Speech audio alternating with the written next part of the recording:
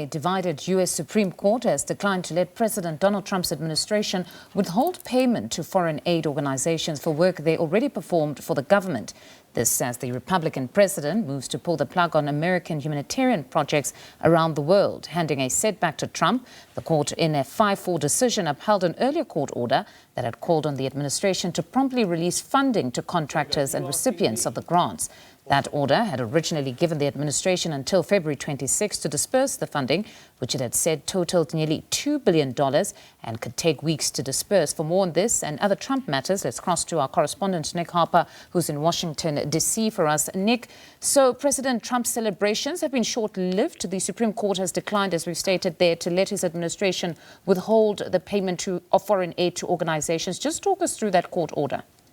Yeah, that's right. We obviously saw Donald Trump's speech to Congress on Tuesday night, very much digging into his achievements, his accomplishments, and the cost-cutting that he has done during the last 6 weeks or so since he's been in the Oval Office.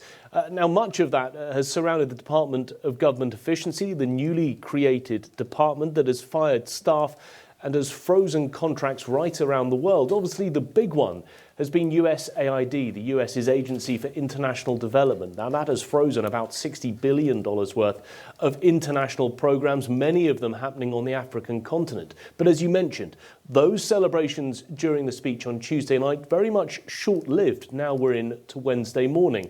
That Supreme Court decision going against the president. Now, this was a lawsuit that was brought by contractors who work for USAID, saying that they are now significantly out of pocket because they've paid for the contracts that they've worked on in different countries, and they want the Trump administration to pay them back to the tune of about $2 billion when you add them up all around the world. The Supreme Court deciding that it was in the interests of these contractors around the world to get their payments, but what is not clear is exactly when those payments will take place. And those include malaria programs in Kenya, Uganda, Ghana, Ethiopia, also waterwork upgrades in Lagos, Nigeria, a whole host of projects on the continent that the US was involved in, but now due to that pause on funding, the cutting of tens of thousands of staff worldwide who work for USAID, all of those projects have been completely upended. But this decision means at least